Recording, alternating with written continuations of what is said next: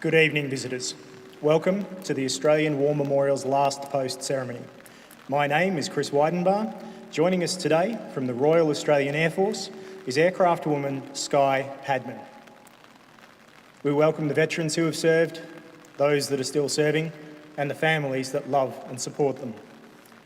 We acknowledge the members of RSL and Services Clubs Association, RSL Victoria and RSL Queensland who are watching this broadcast across Australia. During this evening's ceremony, wreaths will be laid at the base of the pool of reflection by visitors to the memorial. I now ask all who are able to please stand and join in singing the national anthem.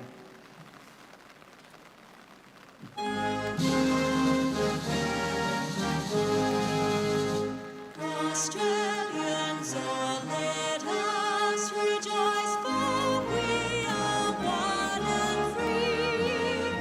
We've golden soil and wealth for toil, our home is God by sea. Our land abounds in nature's gifts, all beauty rich and rare. In history's page, let every stage advance Australia fair. In joyful strains that let us sing, advance Australia fair.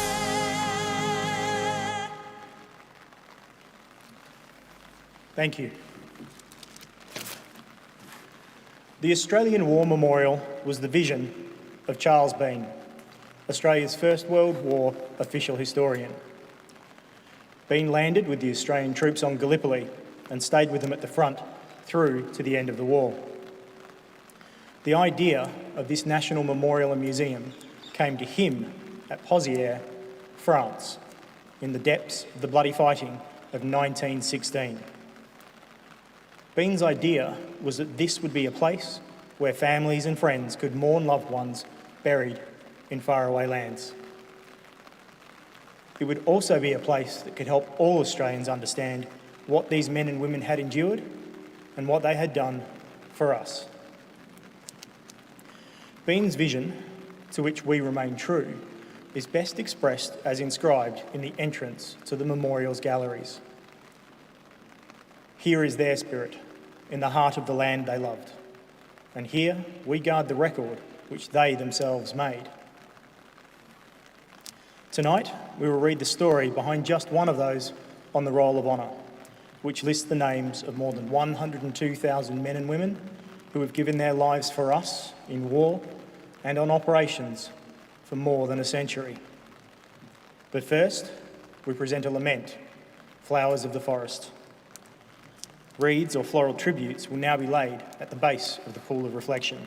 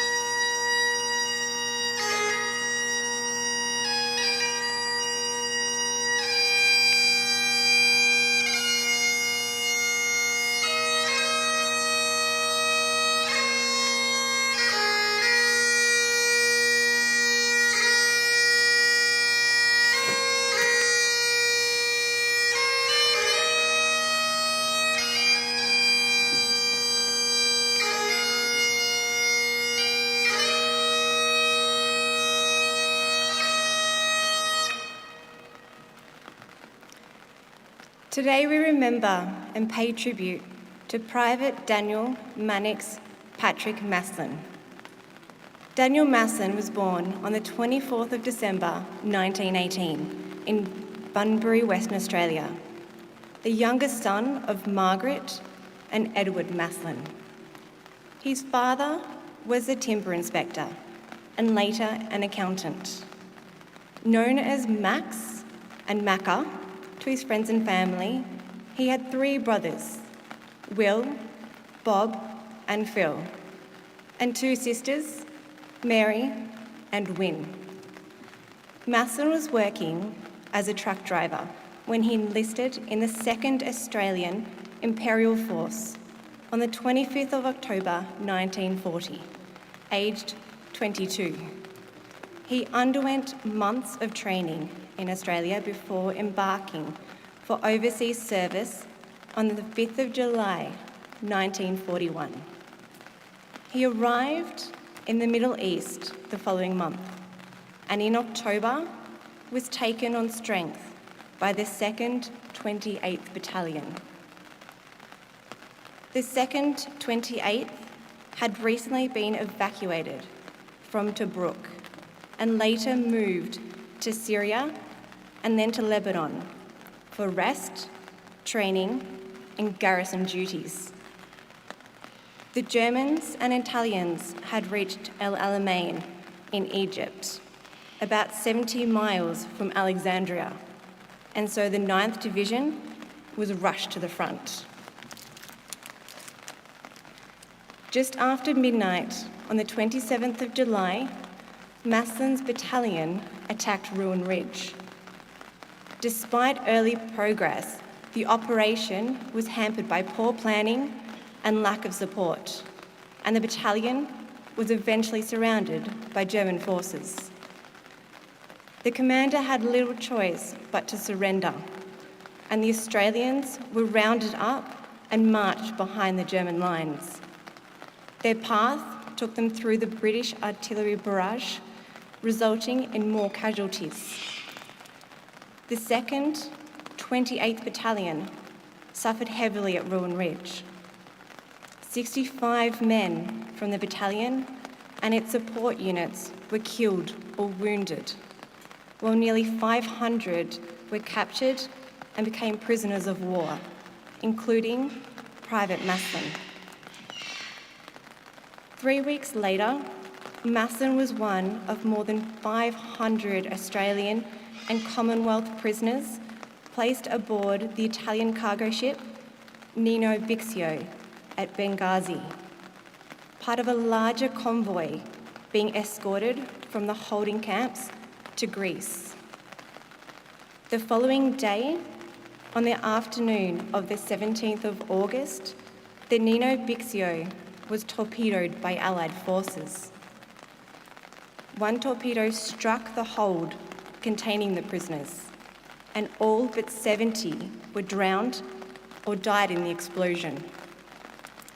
Among the dead was Daniel Maslen. He was 23 years old. He was dearly missed by his family and friends, who placed in memoriam notices in the newspaper in the years after his death. One, written by his brother Bob, read, "Your sacrifice will be ever in our memories." Private Daniel Maslen has no known grave and is commemorated on the El Alamein Memorial in Egypt. His name is also listed on the Roll of Honour on my left, among almost 40,000 Australians who died while serving in the Second World War. A photograph of his name listed on the El Alamein Memorial in Egypt is displayed today beside the Pool of Reflection. This is but one of many stories of service and sacrifice told here at the Australian War Memorial. We now remember Private Daniel Mannix Patrick Maslen, who gave his life for us for our freedom, and in the hope for a better world.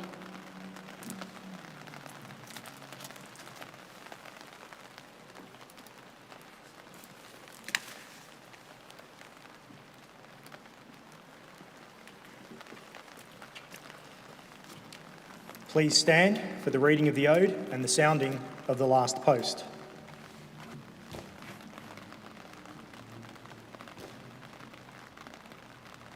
They shall not grow old, as we that are left grow old. Age shall not weary them, nor the years condemn. At the going down of the sun, and in the morning, we will remember them.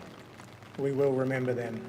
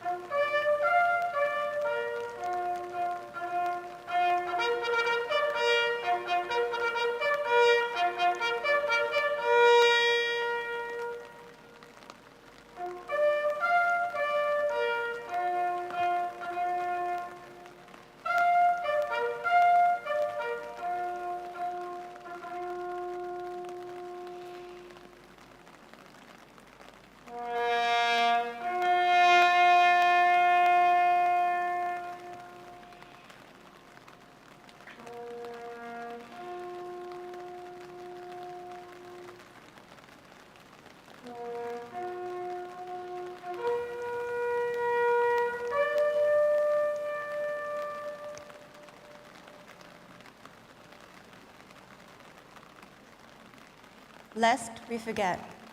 Lest we forget.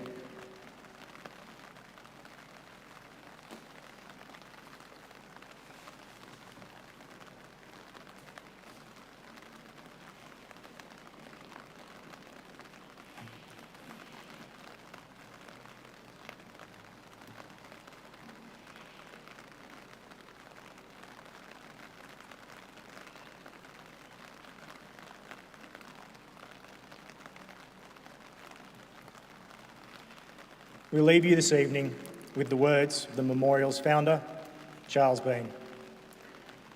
Many a man lying out there at Poziere or in the low scrub at Gallipoli, with his poor, tired senses barely working through the fever of his brain, has thought in his last moments, well, it's over. But in Australia, they will be proud of this.